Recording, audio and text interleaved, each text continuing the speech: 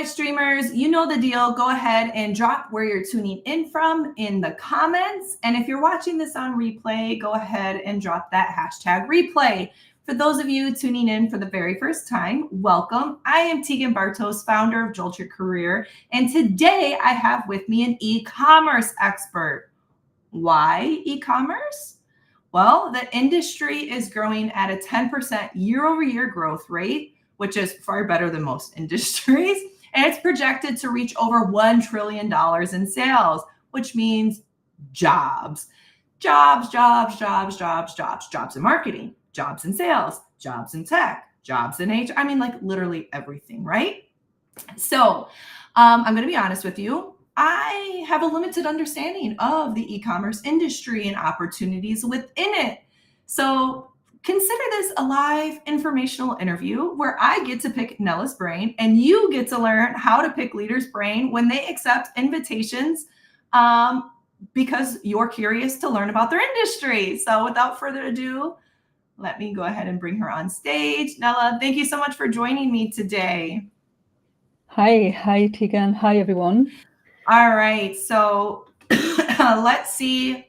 We've got Larry joining in. Hello, Larry. For those of you, there's a lag. And so I see that there's a few people joining. So go ahead and drop where you're tuning in from. And if you have any questions from Nella on the way, go ahead and ask. But first of all, can you please introduce yourself and share a little bit about your journey in the e-commerce space? Because your background's really interesting.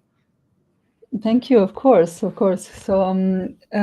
yeah, I'm Nella. I'm currently heading the advertising department at e-commerce. I have about 9 years of experience in the e-commerce world, mainly within the advertising remit. But I've also worked across brand management, supply chain, customer service. So anything that has to do with e-commerce, I touched it across different countries, different platforms. And right now, I lead a fantastic team where we look after all of the e-commerce platforms that we have and none in terms of advertising. I come from Italy, in case anyone's interested, and I'm based in the UK. So again, thank you for having me.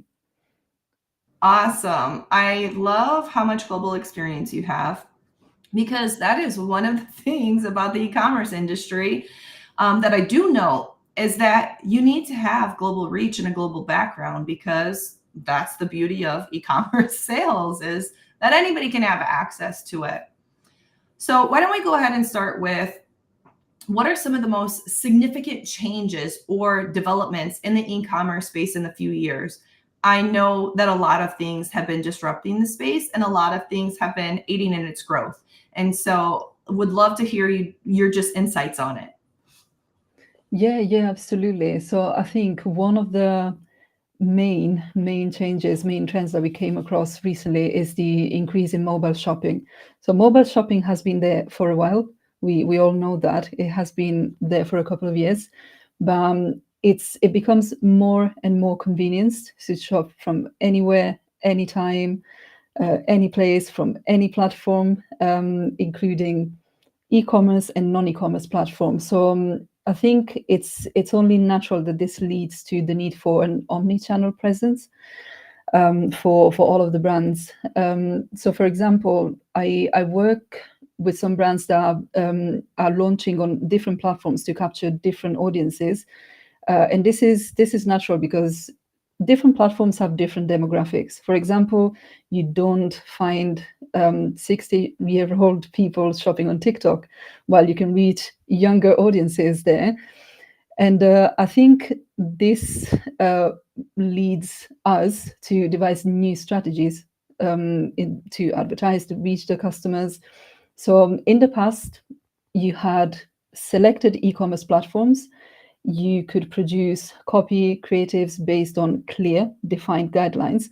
Right now, you have to think of how to entertain the new generation's very, very short attention span, for example. So this is one of the things that we've noticed and we are noticing in the past. So it's changing things quite a lot, and that's what makes e-commerce exciting. And that's very similar in my industry as well. As a resume writer, I have to figure out how to capture hiring team's attention very quickly, because the younger generation who are becoming recruiters, they definitely want to see something different than other generations. But even mature hiring leaders, they're so damn busy that they're looking at a resume now on their phone or on a tablet as they're in the go in between meetings and things like that. I mean, I don't know when the last time I heard someone say that they actually needed a resume printed off. So that's it. Very true. People's attention spans are definitely changing. Yeah, we don't have the time to go into the details now. We just want to see the product. I either buy it or don't buy it. Yeah. That's it. You have 30 seconds now. But it's really interesting with the social media platforms, and like influencer marketing and things like that. E-commerce has seemed to change a little bit in terms of how they're reaching audiences and how they're getting reviews. Can you touch at all on that? Yeah, so yeah, like we mentioned, social media platforms are part of the omni-channel setup that we come across more and more now. And they have been essential for marketing for years. We know that. They have allowed brands to reach for broader audiences, engaging with customers through influencer collaborations, targeted ads, interactive content. Plus, what we have now, which is different from what happened years ago, is that e-commerce platforms plus social media, they enable immediate purchases with simplified payment options. So I think this is what is changing now. We use social media for essentially the same functions that we were using it for before, but now we are also able to buy straight away on the platform. So this is changing essentially, with also some very interesting collaborations. For example, Snapchat and Amazon, which is something that has been launched, I think, a couple of months ago. So how these platforms interact with each other, that is what is interesting. We don't need to switch from one platform to another now to make the purchase. And paying is so easy. Google Pay is a thing. So I can pay very, very quickly on a social media platform to make a purchase. So yeah, I think sellers obviously have more and more competition because the barrier to entry is getting lower and lower. As long as you have access to these platforms, you can sell basically, but also the public is more inclined to purchasing. So I think everyone is playing from an even field. Yeah. So I think what brands need to be focusing on now, since they're all, let's say, on the same level, is brand awareness, like creating a connection with the customers. Mm-hmm. Yes, and anyone can sell. Yes, anyone can put products out there, but you need to connect with your audience. I love that you said that, because one of the things that inspires me about leaders is their storytelling capabilities. Because if you are able to inspire and influence, you can really achieve incredible change and innovation. And brands, if they don't connect, they frequently die. And so Yes. it's really interesting that is what you see as being a key element, is that connection piece. I mean, in a world where remote work happened and we felt more isolated than ever, where relationships are more challenging because of just the nature of how society works now. I mean, even just buying something, you don't have to go to the store anymore. You don't have to go out and do things. Everything just comes straight to your home. And so how do you feel that sense of community, that sense of brand loyalty, when there's so many options? And so interesting. I'm going to think more about that. So that's like one innovative strategy that you've seen in really optimizing the e-commerce space. What about on the operational side? So there's the ability to connect with your audience, but then what about like logistically? How do those elements work? Because the supply chain is still a little wonky right now. Yes, yes, I agree. So in terms of supply chain, obviously there's many things happening from picking and packing to delivery, and there's so many things we could be talking about it for the next 3 days probably. But I think one thing that I really appreciate that has happened, I would say, a couple of years ago, is the ease to track your parcel delivery in real time. I think this has been a game changer, and the platforms that are able to provide that kind of service are the platforms that will be preferred by the shoppers. Let's talk about myself. I have way more than one meeting a day, and definitely way more than one delivery a week. So for me, following when that delivery is going to happen is essential. And I can do it on Amazon. I can't do it on other platforms. Yep. And this means that 99% of my orders are going to happen on Amazon because I need that. And if you pair that with now this, unfortunately, this is not something that is happening where I live, but you can also pair that with the use of drones or autonomous vehicles for delivery. If we have the right infrastructure, so the right mix of delivery drones, pickup locations, it means that I can order and get my delivery without any interruption throughout my day. This is perfect for me. That's so interesting. I'm sure there's delivery drones in Chicago, but I've definitely heard of them like in California, for example. And Yes. it's just fascinating how this industry is evolving at such rapid speed. Oftentimes, when I'm meeting with someone who's a little bit unsure about pivoting industries, for example, it's like, well, the industry is changing so darn quick, anyways, that find out where it's Yes. at now and then ideate on how it could improve. And so, for engineers, for example, who are experiencing an oversaturated market and budget constraints, if they came to an organization where, hey, I could build out a tool that would allow you to track packages across the supply chain, you should hire me to do that job. That might land you a job that they didn't even have posted. So it's really neat to think about things from outside the box. And having informational interviews with people who are in the industry can lead to some of those insights and ideas on how you can get creative or what your company or services might be missing. So looking ahead, right? Because natural progression, here's where we're at.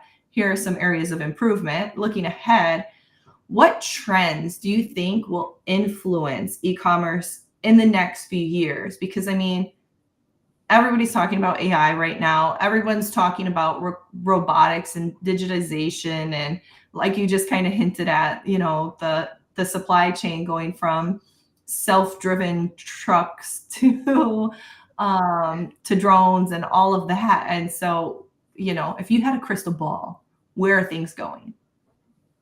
So that's an interesting question. So, like you said, everyone talks about AI, so it would be a sin not to mention AI. There are many things that we do already through AI in the team. So, for example, you can put together customers' reviews, customers' comments about a product in an Excel sheet and just submit it onto ChatGPT, and you get the product's positive or negative aspects as described by your ideal customer.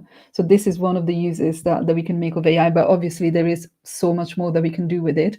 And I just wanted to mention AI because, like I said, everyone talks about it, so we have to.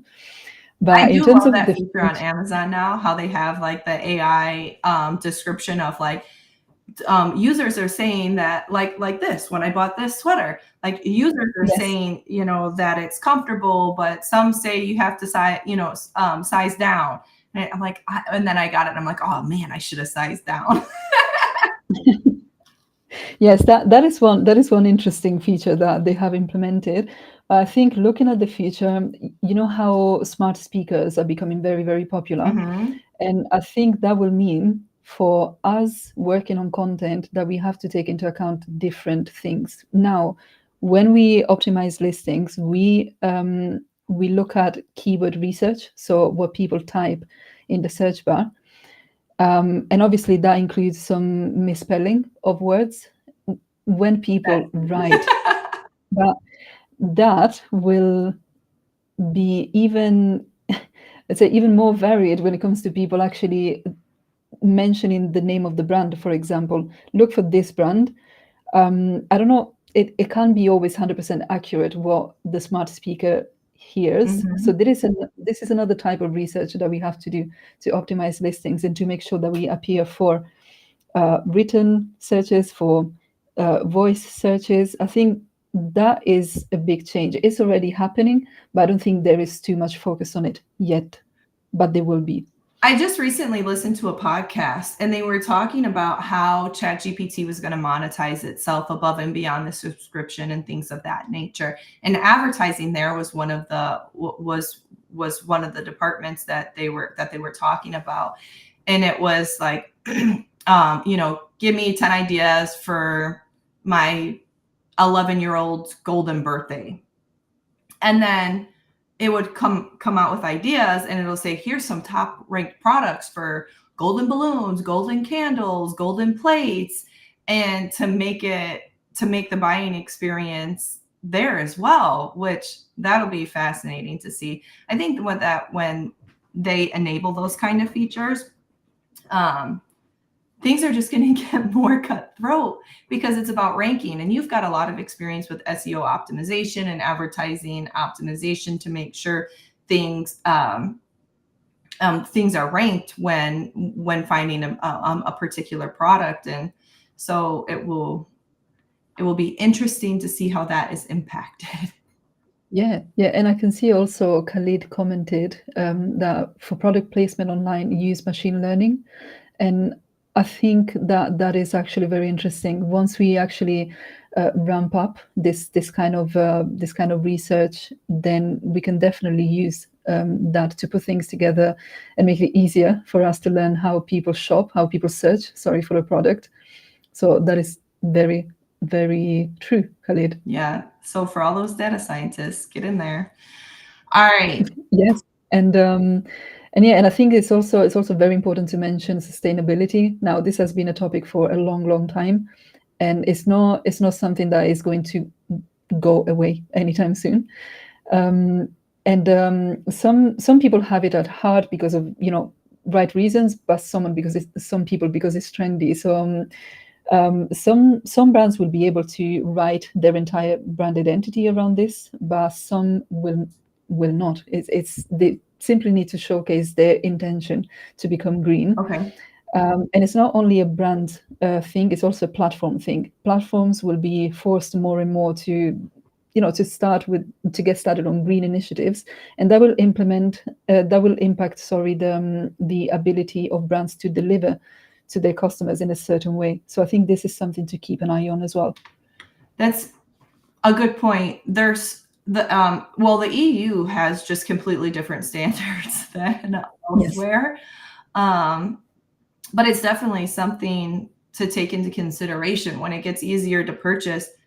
Like there's a certain store with a red logo where I will get 15 items shipped separately. It's like, why not put them all in the same box?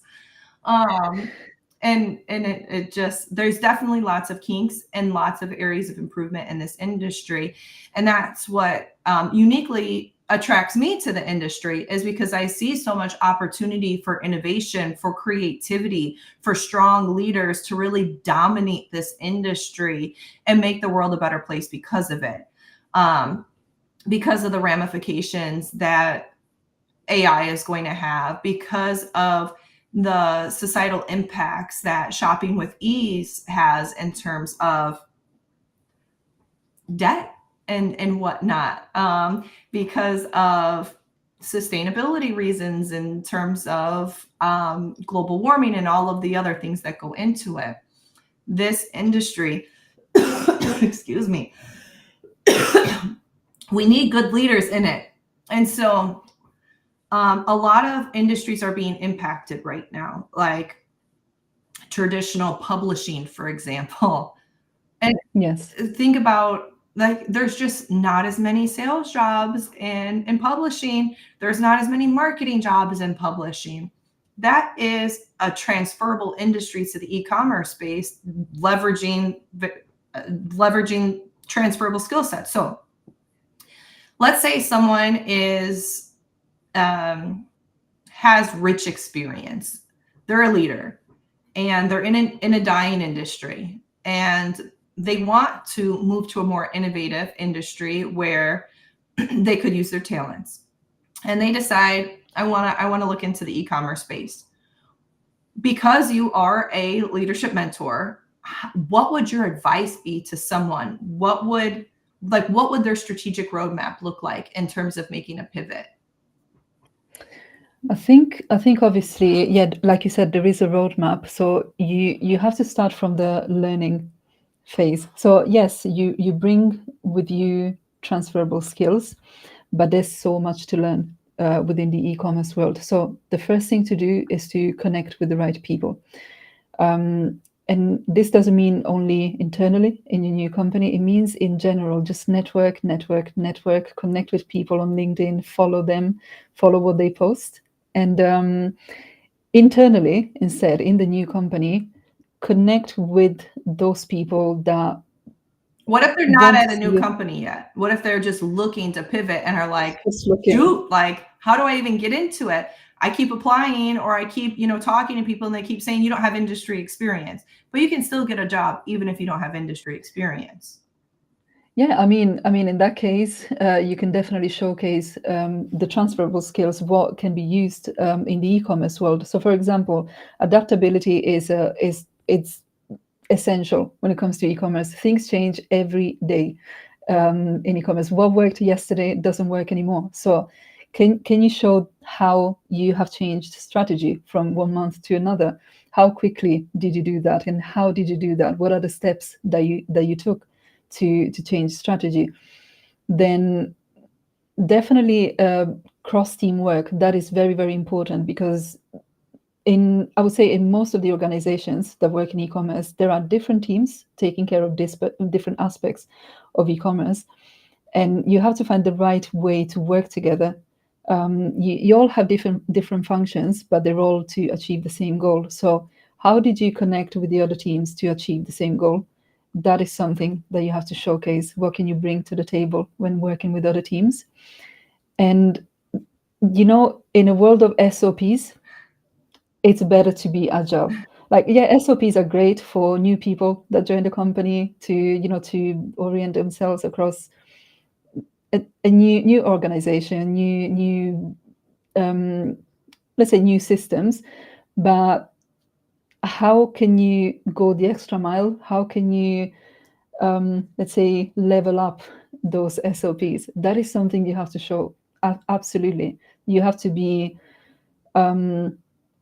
let's say ahead of everyone else if you want to succeed in e-commerce. So once again, SOPs are great, but let's change them very, very often. Okay, so if you are not in the industry but looking to pivot into this industry because of the amount of opportunities that are not going away anytime soon, your recommendations are to connect with people within the industry so you can learn. Like I just did today. I learned about opportunities. I learned about challenges. I learned about what, cutting edge companies are doing, how other companies are racing to catch up to them. Oh, my throat. Sorry, guys. Hold on. No worries.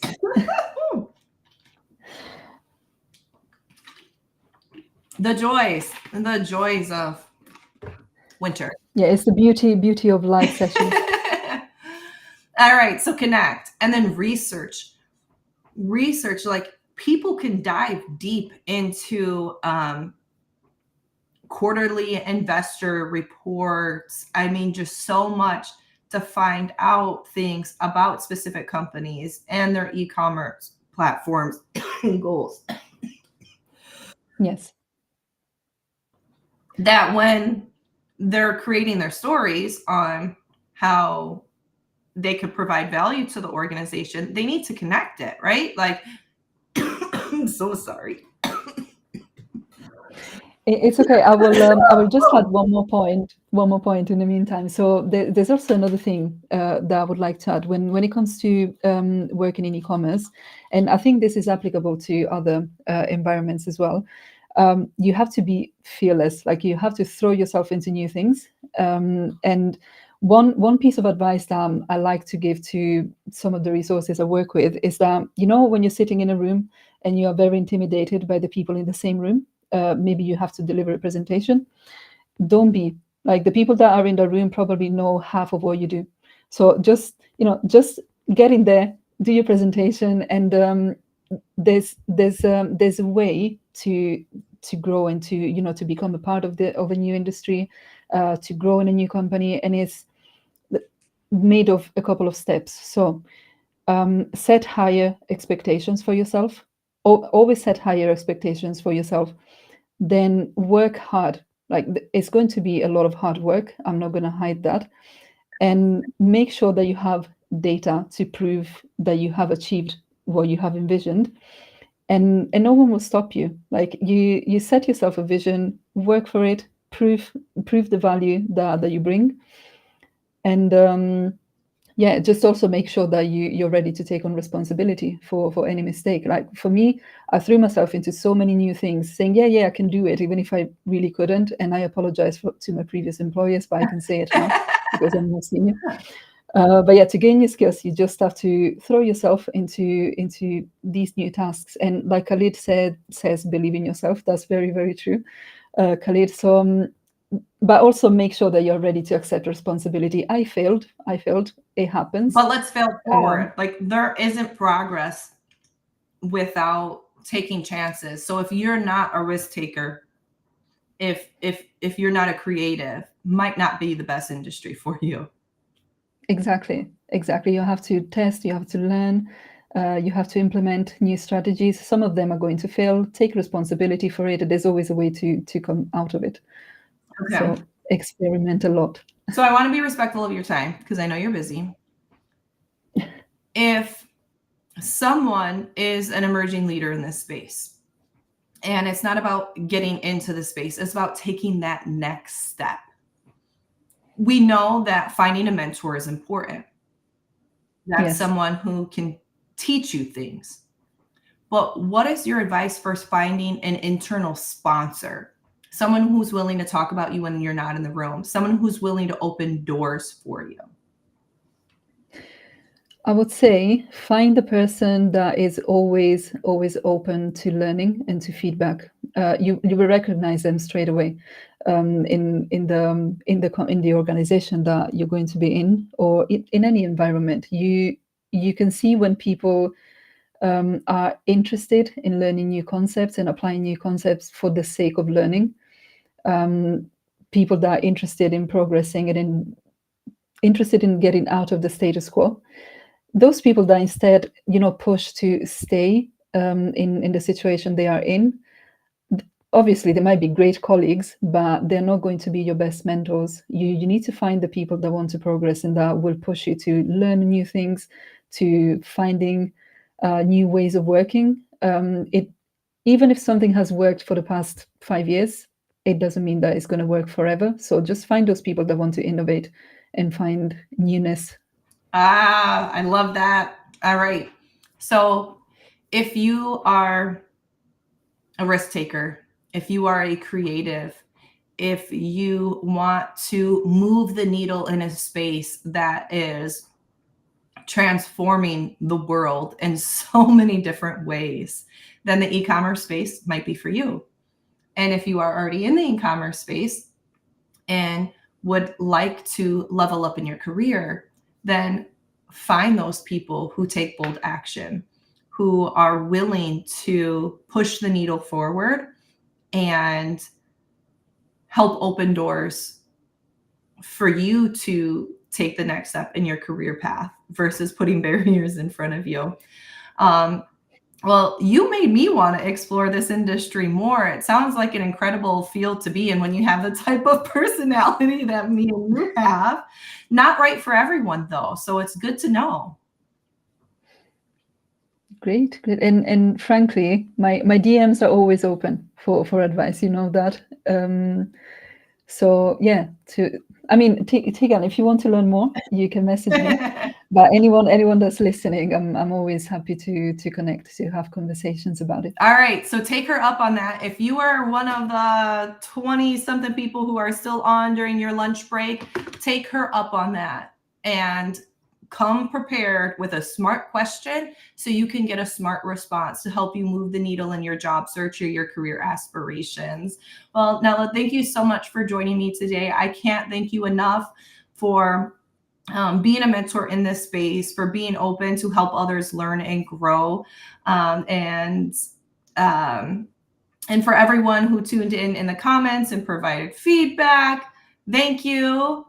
Next time, we're going to have to do an audio room so we can pull people up stage and like really have a full-blown conversation. Absolutely. All right. Thank you so much, Tegan, for having me. Yes. All right, everyone. I will see you next week when I will be with a cybersecurity leader talking about how to break into cybersecurity, a completely different topic. But that's up next week. All right, everybody, enjoy the rest of your day. Thanks for joining us. Thanks, everyone.